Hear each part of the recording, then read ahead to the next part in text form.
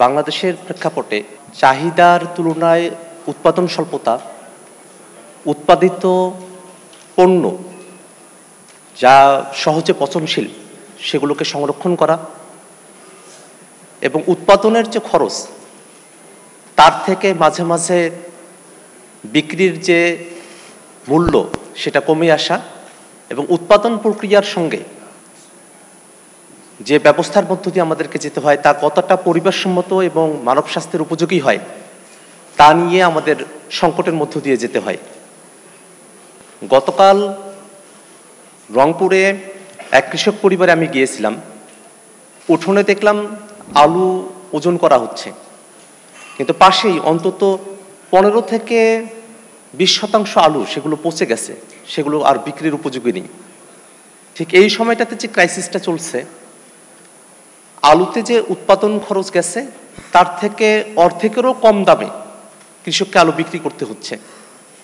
আমরা যদি খাদ্য নিরাপত্তাকে আসলেই নিশ্চিত করতে চাই, তাহলে আমাদের যারা কৃষকেরা উৎপাদন করেন সে উৎপাদনের মূল্যটা যেন তারা বুঝে পান এবং কিছুটা লাভ তারা করতে পারেন, সে বিষয়টা আমাদের নিশ্চিত করা প্রয়োজন।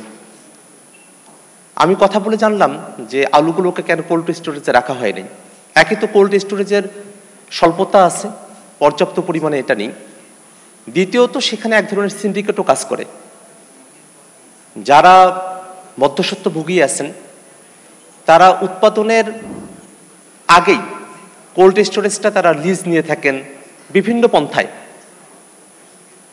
তখন তারা বুকিং দিয়ে রাখার কারণে প্রকৃত অর্থে যারা কৃষক তারা আর কোল্ড স্টোরেজের জায়গাটা পান না। এই কারণে তাদেরকে ক্ষতির মুখে পড়তে হয়। তো আমরা অন্তর্বর্তীকালীন সরকারের কাছে জেনেছি যে বিভিন্ন জায়গায় কৃষি পণ্য, সবজি বা যেগুলো সহজে পচে যায় সেগুলোকে সংরক্ষণ করবার জন্য কোল্ড স্টোরেজ করা হবে। আমরা চাই যে এটা যেন শুধু কথার মধ্যে সীমাবদ্ধ না থাকে, সত্যিকার অর্থে একেবারে গ্রাম পর্যায় পর্যন্ত, যেখানে কৃষকেরা তাদের সবজিগুলোকে, শস্যগুলোকে সংরক্ষণ করতে পারবেন, সে ব্যবস্থাপনাটার ক্ষেত্রে সরকার যেন আসলেই কার্যকরী উদ্যোগ গ্রহণ করে। একই সাথে যে কৃষি পণ্যগুলো উৎপাদিত হলো সেই কৃষি পণ্য এবং সেই উৎপাদন প্রক্রিয়ার সঙ্গে রাসায়নিক বিষক্রিয়ার যে সম্পর্কটা তৈরি হয়েছে এটা আমাদের কাটিয়ে ওঠাটা খুবই জরুরি হয়ে গেছে। আমরা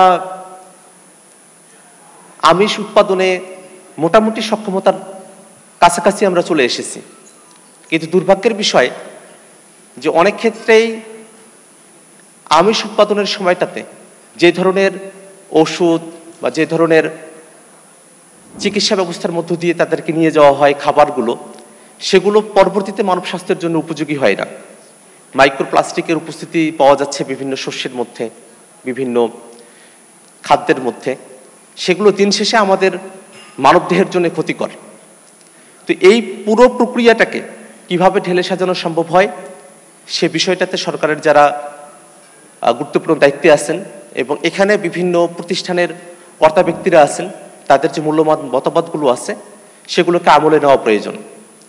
এবং একটা কথা একটু বলি, এই কিছুদিন পরে ধান উৎপাদনের মৌসুম আসবে। আমরা জেনেছি বিগত বছরগুলোতে সরকার কৃষকের থেকে যে পরিমাণে ধান কিনতেন, এবছর তার থেকে কম পরিমাণে ধান কেনার একটা পরিকল্পনার কথা আছে। এতে করে আসলে কৃষকেরা ধান উৎপাদনের যে খরচ সেই পরিমাণ তারা আসলে মূল্যটা পাবেন না, এরকম আশঙ্কা তৈরি হয়েছে।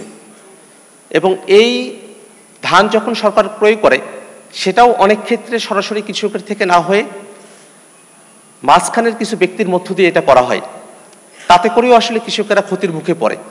তা আমরা চাইব সরকার যদি বিগত বছরগুলোর তুলনায় সরকারিভাবে ধান ক্রয় করার সিদ্ধান্ত কমিয়ে নিয়ে এসে থাকে, সেই সিদ্ধান্তকে এখনই পুনর্বিবেচনা করে কৃষকের থেকে সরাসরি ধান কেনার প্রক্রিয়া সেটা যেন আরও বেশি পরিমাণে হয় সে উদ্যোগ গ্রহণ করে এবং কৃষককে বাঁচানোর যে কার্যকর উদ্যোগ নেবার কথা অন্তর্বর্তীকালীন সরকারের, সেটা যেন তারা গ্রহণ করে, এই আশাবাদ আমরা রাখতে চাই।